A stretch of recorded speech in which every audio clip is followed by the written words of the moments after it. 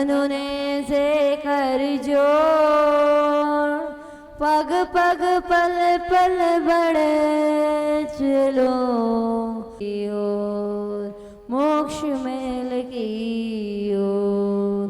बोली देवाई देव 1008 श्री आदिनाथ भगवान की। बोली देवाई देव 1008 श्री मूलनायक पार्श्वनाथ भगवान की। बोली देवाई देव 1008 श्री महावीर भगवान के। परम पूज्य आचार्य गुरु श्री शांति सागर छाणी महाराज की। परम श्रद्धेय आचार्य भगवान श्री क्षण विद्यासागर जी मुनिराज की। परम पूज्य षष्ठम पटाचार्य आचार्य श्री क्षण ज्ञान सागर जी मुनिराज की। परम पूज्य आचार्य गुरु श्री गे सागर जी मुनिराज की। मुनि श्री सुधा सागर जी मुनिराज की। मुनि श्री साक्ष सागर जी मुनिराज की। त्रिमुनि राजों की।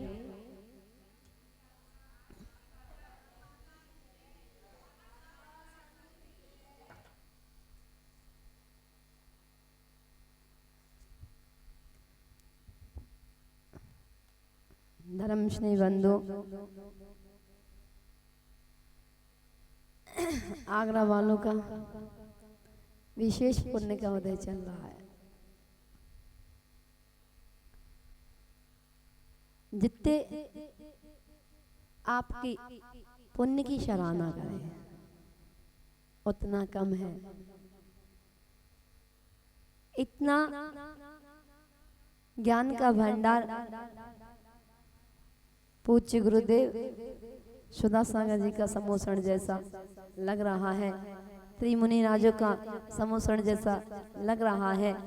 और ईदगाह कॉलोनी में भी विधान के माध्यम से आपने भगवान की भक्ति करने का सौभाग्य प्राप्त किया। विचार करो कि हमें अनादि काल हो गया। चिंतन करो, भगवान अनादि काल हो गया, अभी तक हमें मुक्ति नहीं मिली। और मुक्ति मिल जाती तो शायद आगरा में नहीं आते, और आगरा में भी आते तो शायद ईदगाह की कोठियों को नहीं ढूंढते। क्यों ढूंढ रहे हैं ईदगाह की कोठी? क्योंकि हमें हमारी कोठी सिद्धालय में नहीं बन पाई। हमें प्रयासरत रहना चाहिए, प्रयास करना चाहिए कि हमारी कोठी सिद्धालय में बने। वह एक कोठी में अनेक ब्राज जाते हैं, यहाँ पर अलग अलग कोठियां होती हैं, वहाँ एक माही अनेक राजा। ऐसा वो अद्भुत दृश्य कब देखने के लिए मिले, ऐसे मन में भावना भानी चाहिए। आचार्य बादीराज मुनिराज, आचार्य भगवान बादीराज मुनिराज एक ही भाव स्तोत्र की रचना कर रहे हैं, और उस एक ही भाव स्तोत्र की रचना करते करते लिख रहे हैं, हे भगवान, जब आप गर्भ में नहीं आए थे, क्या क्या कह रहे हैं? हे भगवान, जब आप गर्भ में नहीं आए थे, आए ही नहीं, उससे पूर्व 6 महीने पूर्व देव रत्न वृष्टि कर रहे हैं। कितना पुण्य! अभी गर्भ में नहीं आए, पता ही नहीं है, और उससे पूर्व 6 महीने पूर्व देव रत्न वृष्टि करते। अगर आप गर्भ में आ जाते और रत्न वृष्टि होती तो कोई आश्चर्य की बात नहीं थी, लेकिन गर्भ में नहीं आए, उससे पूर्व 6 महीने रत्न वृष्टि देव कर रहे हैं, और गर्भ में आने के बाद 9 महीने तक रत्न वृष्टि। ऐसे कितने महीने तक रत्न वृष्टि हुई? 15 माह। रत्न वृष्टि। अयोध्या नगरी वालों के खजाने घर भर गए रत्नों से।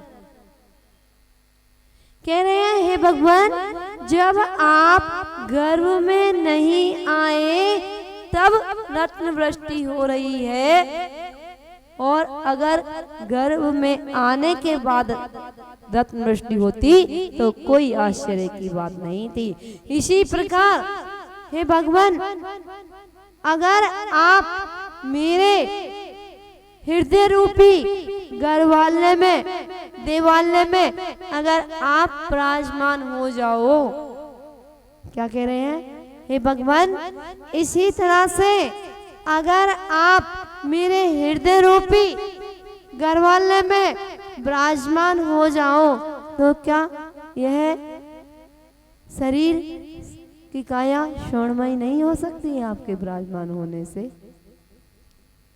जब आप नहीं आए तब रत्न वृष्टि हो रही है, और अगर आप हृदय रूपी गर्भालय में विराजमान हो जाओ तो मेरे हृदय को कोई रोग हो सकता है? पर हमने विराजमान ही नहीं किया हो। ऐसा उनका अंतरंग चिंतन चल रहा है कि हे भगवान, आप मेरे हृदय रूपी गर्भालय में विराजमान हो जाओ तो यह काया भी स्वर्णमयी काया हो सकती। जब आपके गर्भ में नहीं आने से पूर्व रत्न वृष्टि हो सकती है, रत्नों की वर्षा हो सकती है, तो मेरी काया भी स्वस्थ हो सकती है। इसमें कोई आश्चर्य की बात नहीं। और हम जब भगवान की पूजन करते हैं, भगवान की पूजन क्या कहलाती है?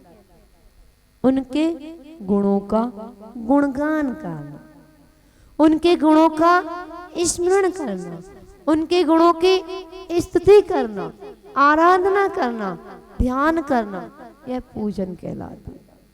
और हम क्या करते हैं? भगवान को विराजमान कर लेते हैं और अड़ोसी पड़ोसी से चर्चा करते। बात आती है, जो गुरुओं के निकट जितना बैठता है, जो गुरुओं के निकट जितना रहता है, वो उतना ही भव्य जीव मोक्षगामी कहलाता है।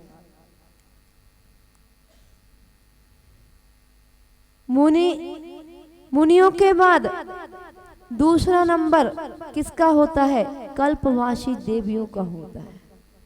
समोसण में वह सुंदर सभा जब लगती है, जब सौधर्म इंद्र कुबेर इंद्र से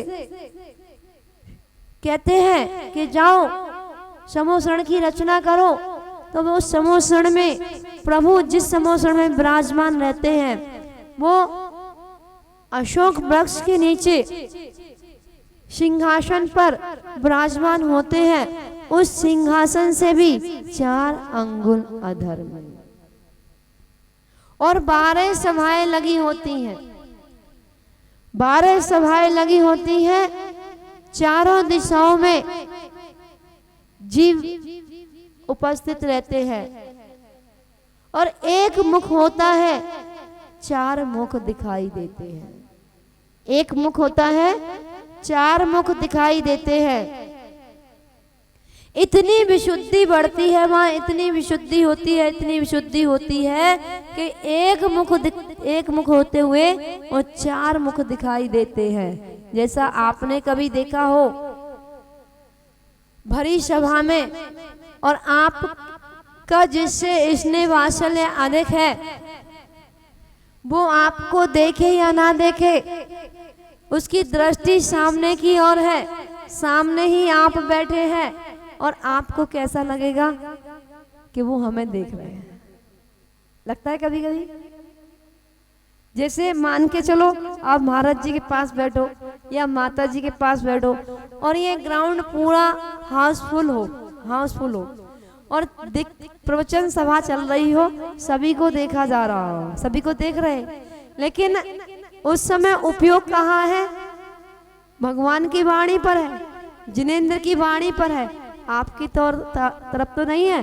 लेकिन जिनेंद्र की वाणी पर उपयोग होने पर भी और आपको क्या लगता है कि गुरुदेव हमारी ओर देख रहे हैं, माता जी हमारी ओर देख रही है। ये क्यों? क्योंकि आपका उनके प्रति श्रद्धा, आस्था, विश्वास है और उनका आपके प्रति वात्सल्य भाव, इसलिए आपको लगा कि हमें देख रही हैं। ऐसे ही उस समोषण के अंदर जीव जब उपस्थित रहते हैं और दिव्य ध्वनि सुनते हैं तो उनको ऐसा लगता है कि भगवान हमारी ओर निहार रहे। ये वहां की विशुद्धि होती है, अति सरल। आप लोग मंदिर जाते हो, कभी भगवान को देखते हो? नहीं देखते हो, आंखें बंद कर लेते हो, नमस्कार बंद। आप भगवान के सामने जाते हो और आंखें बंद कर लेते हो, और अन्य चीजों के पास जाते हो तो आंखें खोल लेते हो। पिक्चर हॉल में जाते हो तो आंखें बंद करके बैठते हो, खोल के बैठते हो, और भगवान के मंदिर में जाते हो तो आंखें। भगवान के मंदिर में जाओ तो आंखें खोल करके बैठो और भगवान को निहारो, और भगवान को निहारते निहारते निहारते निहारते उनकी छवि अपने अंदर बसा। कैसे बसा लो? जैसे आप अपने बच्चे की छवि अपने अंदर बिठा लेते हो। तुम्हारा बच्चा हॉस्टल में जाता है, कितनी दूर पढ़ाई करता है और नाम लेते ही सामने आ जाता। क्यों? क्योंकि आपका मोह उसके प्रति अटूट है, इसलिए आपको आंख बंद करते ही वह दिखाई देता है। भगवान के प्रति ऐसा अटूट इसने नहीं है, इतनी श्रद्धा आस्था नहीं है। भगवान का नाम लो और भगवान की प्रतिमा आ जाए। आप प्रतिमा को तो देखते हैं पर प्रतिमा के अंदर परमात्मा को नहीं है। जिस दिन आप प्रतिमा के अंदर परमात्मा को निहारने लग जाओगे, उस दिन ये संसार रूपी चक्र आपका धीरे धीरे क्षय होता जाए। उस प्रतिमा में बैठे परमात्मा को निहारने का प्रयास करो। देखो उनको एकटक, और उनको देखते देखते उनके वो 46 मूल गुणों का गुणगान करो। हम तो स्वाहा स्वाहा स्वाहा स्वाहा स्वाहा करते रह गए। कितनी पूजा हो गई? हमारी तो 4 पूजा हो गई। मैंने तो 6 पूजा कर ली, तुमने 4 ही कर पाई। पड़ोसन कह रही थी मेरी तो अभी 1 ही पूजा हो गई है। तो तुम क्या कर रही थी? बात कर रही थी का जो 1 ही पूजन हो पाए। एक व्यक्ति 1 घंटे बैठता है और फिर भी कुछ लाभ नहीं ले पाता, और एक व्यक्ति 5 मिनट के लिए आता है, भगवान को निहारता है, भगवान का गुणगान की और दृष्टि डालता है, भगवान के गुणों का ध्यान करता है, वो 5 मिनट में भी 5 घंटे का ले जाता है। और एक व्यक्ति घंटों से बैठा अड़ोसी पड़ोसी से चर्चा कर रहा। एक एक पूजन में सार भरा हुआ है, सार भरा हुआ है।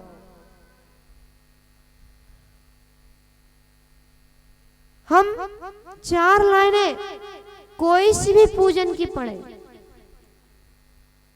आप पार्श्वनाथ भगवान की जयमाला पढ़ते हो, क्या पढ़ते हो?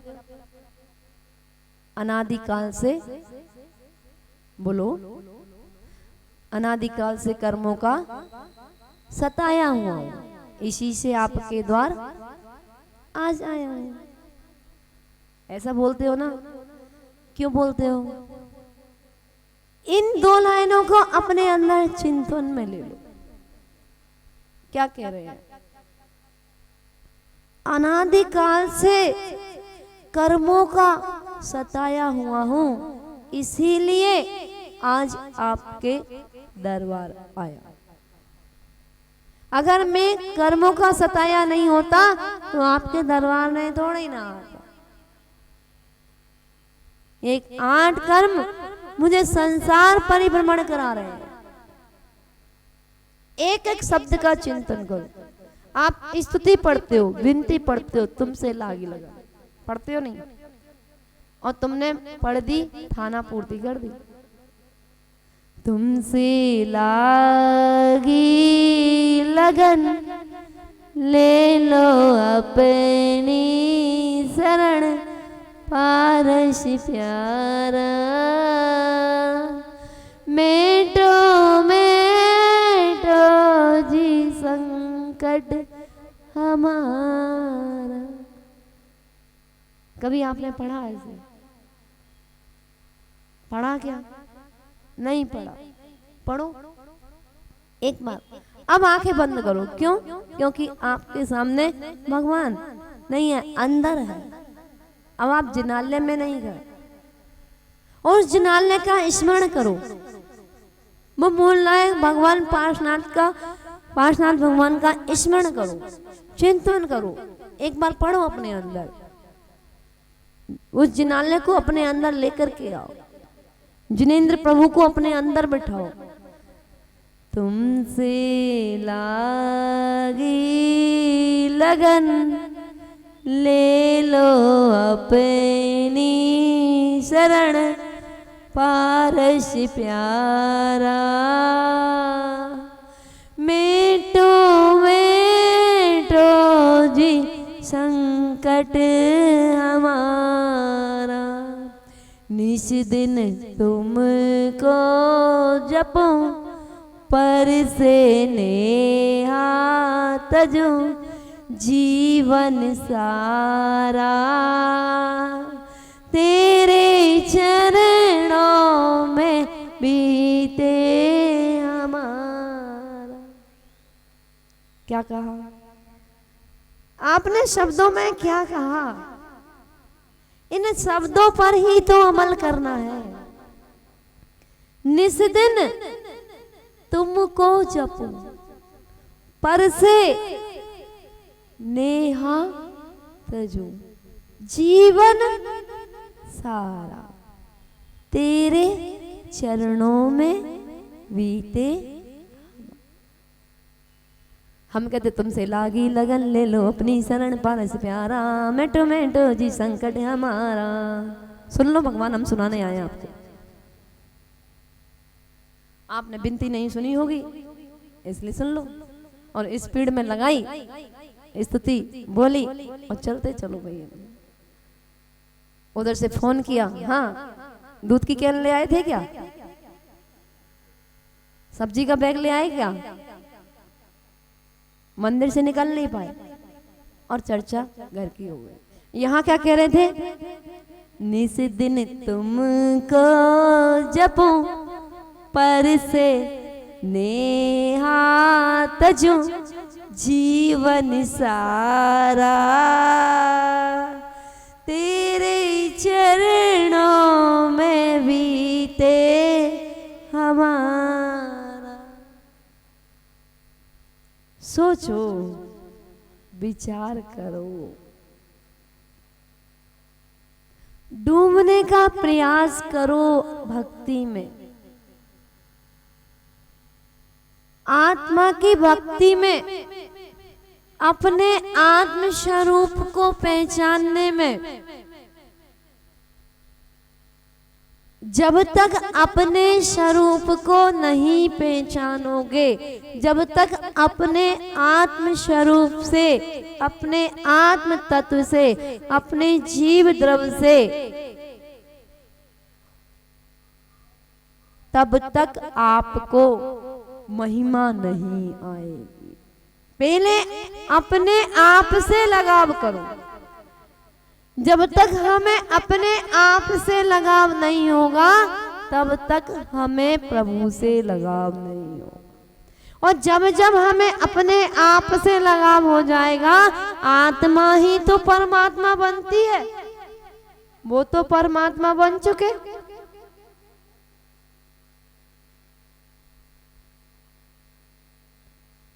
एक एक पूजन में सार बनाओ, एक एक भजन में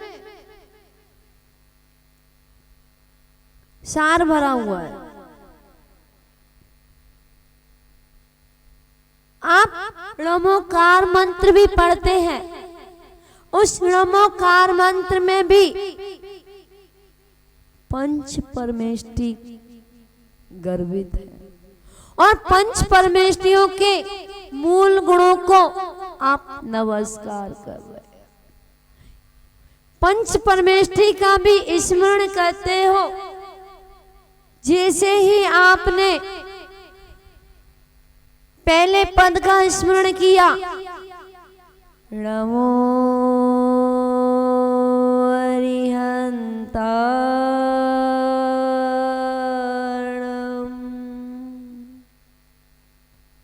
अरिहंतों को नमस्कार हो।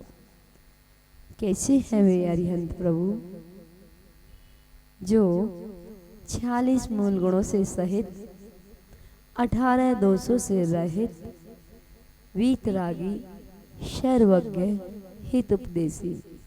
कौन से हैं वो 46 मूल गुण?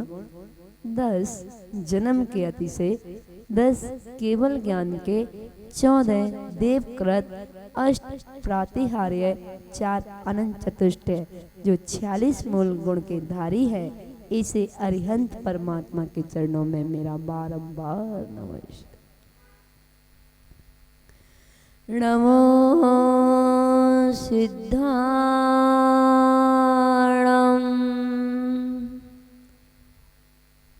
सिद्ध परमेष्टि को मेरा बारंबार नमस्कार हो। कैसे है वो सिद्ध परमात्मा, जो 8 कर्मों से रहित है, 8 गुणों से सहित है, अनंत गुणों का भंडार है, जो लोक के अग्रभाग पर स्थित है, विराजमान है। ऐसे सिद्ध परमात्मा को मेरा बारंबार नमस्कार। नमो आयरियाणं,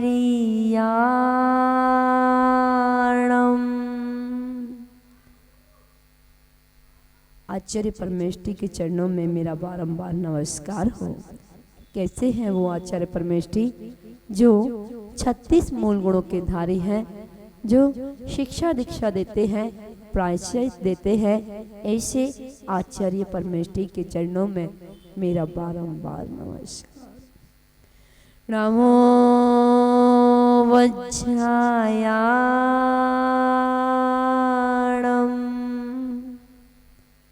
उपाध्याय परमेष्टि के चरणों में मेरा बारंबार नमस्कार हो।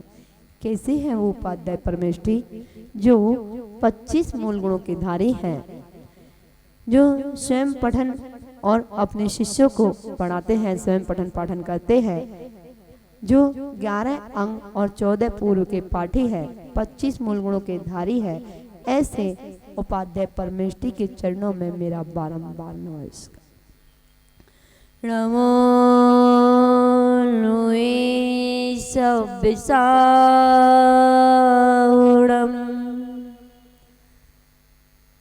लोक में सर्व साधुओं को मेरा बारंबार नमस्कार हो, नमस्कार हो, नमस्कार हो। कैसे हैं वो सर्व साधु, जो 28 मूल गुणों के धारी हैं, जो ज्ञान ध्यान तप में लीन है। ऐसे साधु परमेष्टि के चरणों में मेरा बारंबार नमस्कार हो, नमस्कार। 46 मूल गुण